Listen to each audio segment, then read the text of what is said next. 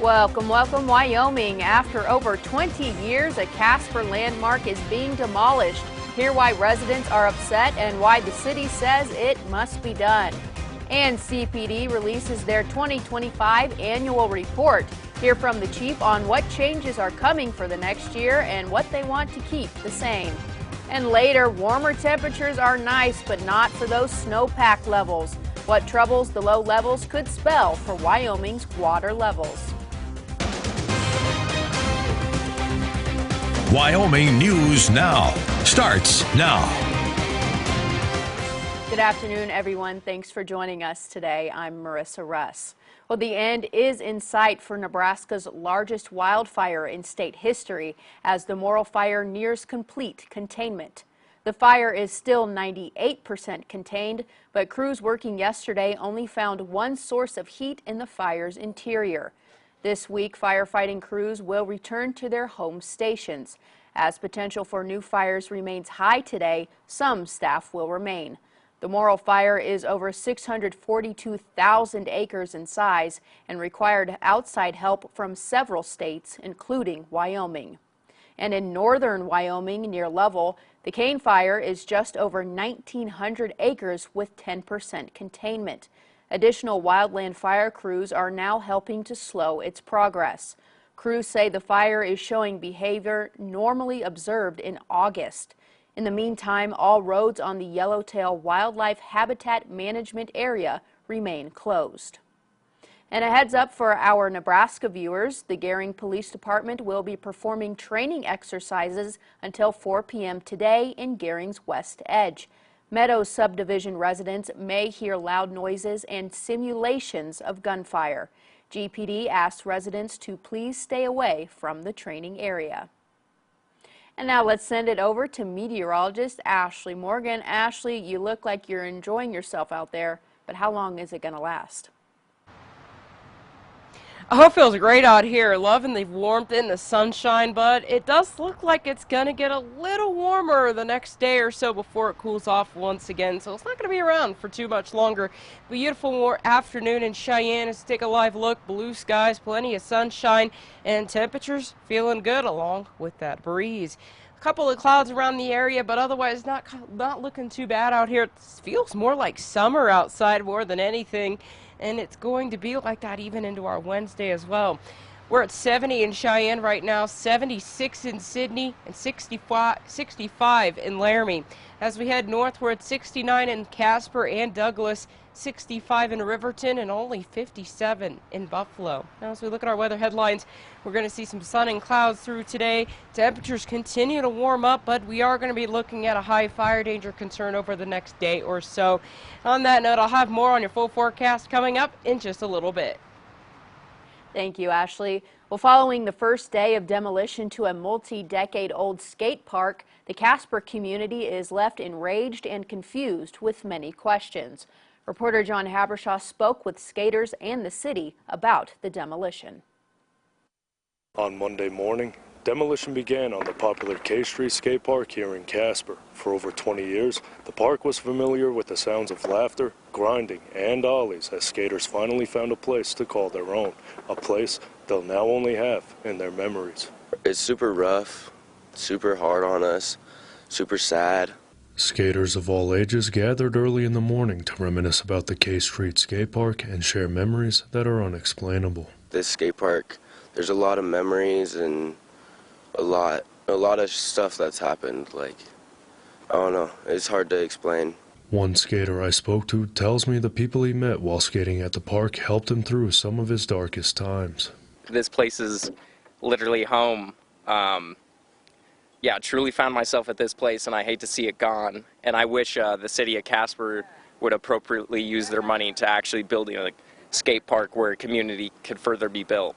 Speaking with the city, I'm told that after 2 decades, they know that an end of an era can be sad. We understand, but we also think that they can be our advocates for our new opportunities. City of Casper's recreation manager, Dr. Nicholas Whips, tells me the future of skating in Casper isn't shrinking, but shifting toward newer, safer, and more adaptable. Just last August, a $1.8 million grant has covered 90% of the cost for a brand new park just 2 blocks down the street. that was constructed and built by American Ramp Company with professional consultants and feedback and input from our community. But we also have the exciting opportunity at Mike Cedar Park, where we're partnering with the Central Wyoming Trails Alliance. And that's going to be another opportunity for skaters to go out and recreate.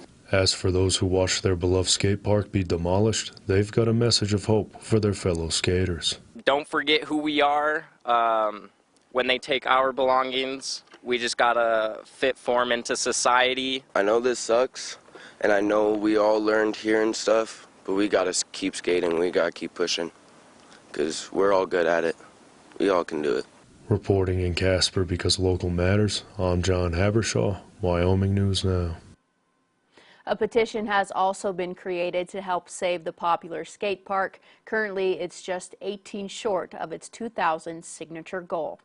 Cheyenne City Council is repealing a stormwater fee before it ever even went into effect. The fee would have applied to nearly all land within city limits to fund management and maintenance of stormwater infrastructure. Most residents would pay less than $10 per month, raising about $6 million per year for the stormwater program. However, it's faced opposition since it was first approved in December 2024. Council members say they still need a solution, but most are putting their faith in state legislatures to make stormwater runoff an interim topic. A bridge installation is being proposed over the BNSF railroad tracks in Cheyenne, and WYDOT is hosting a public meeting to discuss the details. The meeting will be on Thursday from 6 to 8 p.m. at the Laramie County Community College. The meeting will present the project's scope and schedule and gives the public the chance to talk with staff involved about the project. Aims to focus more on developing future leaders within the department. All right, still ahead, Ashley has your full forecast. Stay here.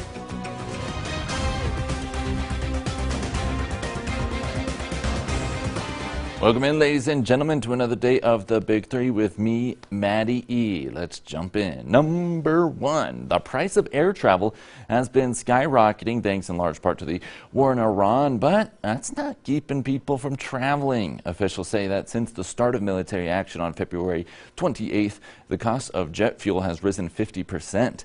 That has led some carriers to raise their ticket prices. However, during an investor conference on Tuesday, executives from most major U.S. airlines said ticket sales remained strong during the first 3 months of 2026. In fact, many of the executives say their airlines broke either daily or weekly records in ticket sales this year. The indelible spirit of the American traveler. See the world, meet new people, plunge into credit card debt. But you gotta hand it to Americans, they cannot be stopped from traveling. LeBron James is especially good at this. Number two, more people are dusting off their turntables. Revenue from U.S. vinyl sales topped $1 billion last year. The Recording Industry Association of America unveiled the figure in its annual report on Monday. Sales grew more than 9% from a year ago. That marks 19 straight years of growth, with fans buying nearly 47 million records last year.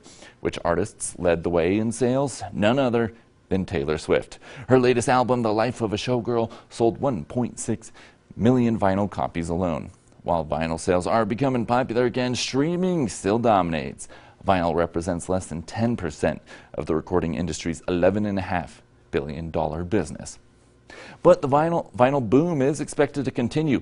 Experts are predicting flooring and wall coverings to be right behind records. Number three, Finland is the happiest country on earth for the 9th year in a row. That's according to new analysis from Oxford's Wellbeing Research Center.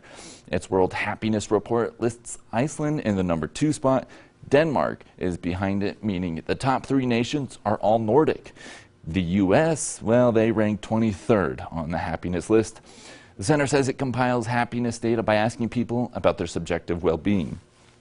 Factors that may contribute to happiness in Finland include universal health care, free education, and 5 weeks paid vacation leave. But before you pack up and head north, I would counter with this. Do they have Panda Express? I think not. Plus, it's cold. That's going to do it for today's Big Three. Don't go anywhere.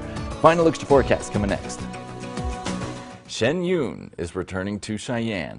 The show highlighting Chinese culture before communism will land in town March 31st for 2 nights. You may have often heard about it, but there's a lot left to unveil once the curtain comes up. Join me now to explain is Court Pierman. He is a spokesperson for the show. Court, thanks for joining us on the show. Hey, great to be here, Matt. Thanks for having me. Absolutely. All right. Well, happy Year of the Horse. Shen Yun is back to celebrate the Chinese New Year here on the Front Range. What can we expect from this year's performance? Well, you know, the performances change every year. So if you saw it last year, you could see it again and see something new. But you're always going to get lots of flips and acrobatics, martial arts, and some beautiful music, some really soul-touching stories as well. It's a great show. It'll be the best show you see all year.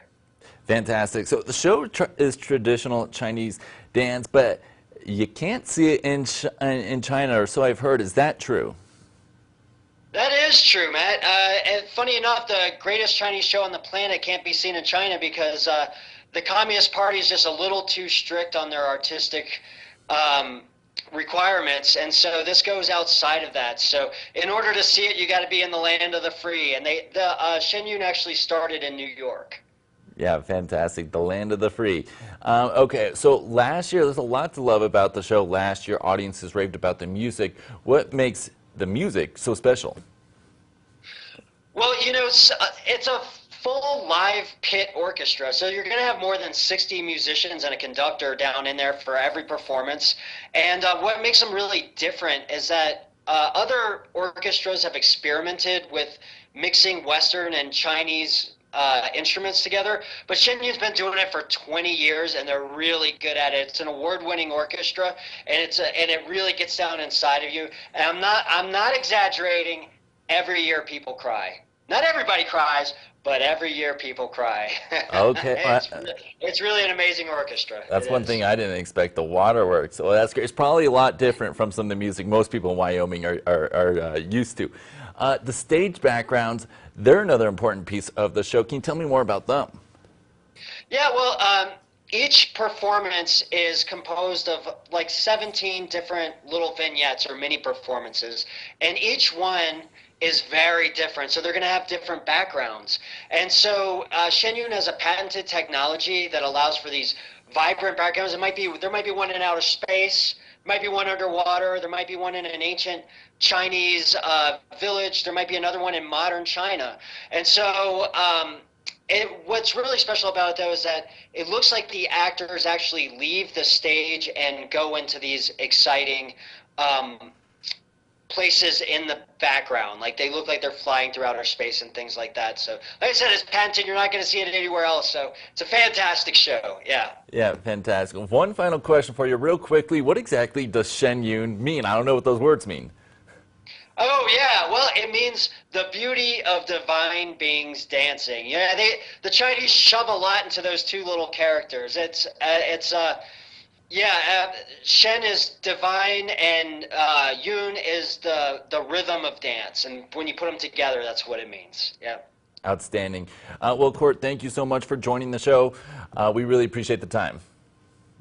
Yeah, great. Like I said, I mean, there's something for everybody. So grab mom or the kids or even a hot date and make it out to the show. I'll see you there. Fantastic, guys. That show's going to be March 31st, Cheyenne Civic Center. They'll be there for 2 nights. We're going to take a quick break. Don't go anywhere. Much more coming next.